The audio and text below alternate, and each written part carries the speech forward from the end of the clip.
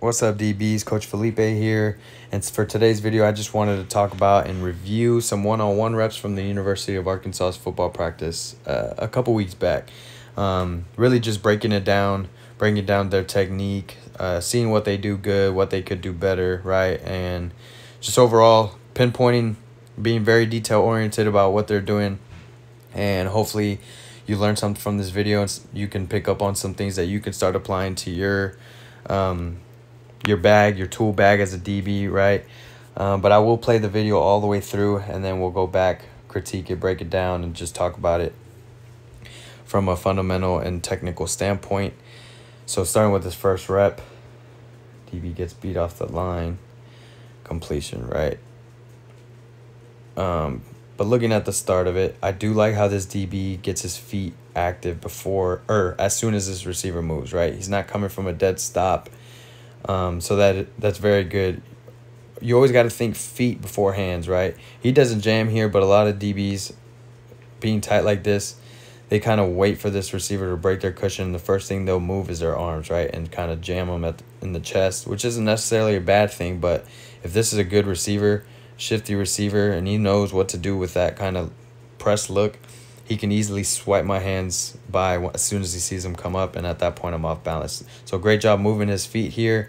The only thing I would add is to not cross over right here. This receiver is still in front of me, so I have no reason to open the gate yet. I keep my hips square to him and also work on the location of our jam, right? So he strikes him at the middle of the chest. I want to aim right here. Yeah, right there. In between the armpit, right here. In between the shoulder and the chest. So kind of close to the armpit area, but more inside, right? I want to jam there so I can close off that inside with my hand and obviously my body too. If I can keep my hips square and not open up, I force him to go through me at this point, right? But since I opened up the gate and I kind of jam directly in the middle of his body, it's easy for him to swipe by and just proceed with his route, right? But what I do like about this rep, how he ends it, is he never peeks back, right? And these are good habits that all DBs need to create, especially in practice. Take advantage of the repetitiveness. If we're out of phase, do not look back till I'm back in phase, right? In a games type situation, obviously there's no pressure here. In a game situation, this ball might not be perfect like it is here, right?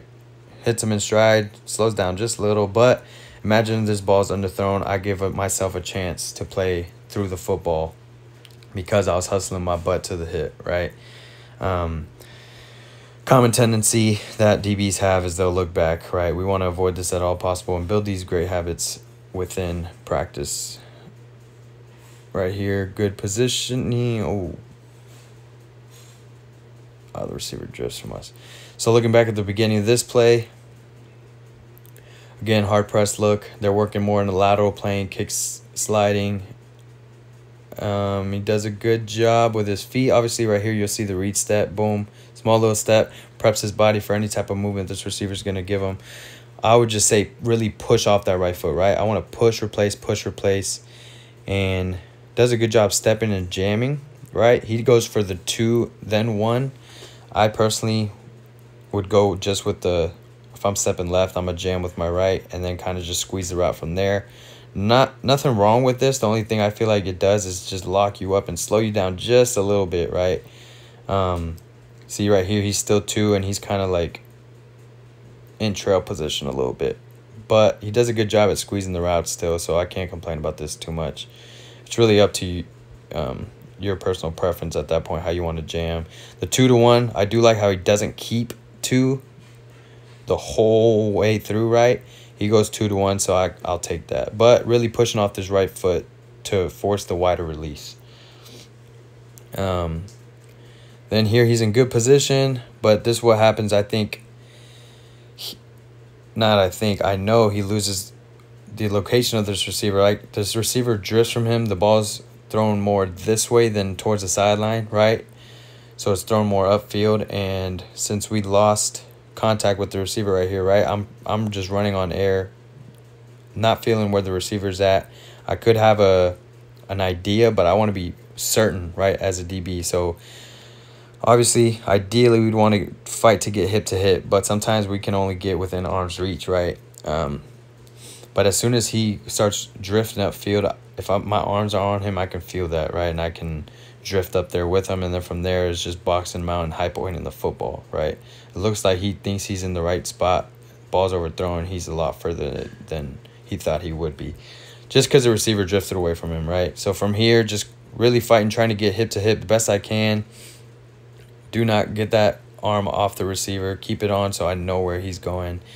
And even too, we could even turn, once we know we can't feel the receiver, we can even just turn to the receiver real quick, locate him, and then go play through the hands.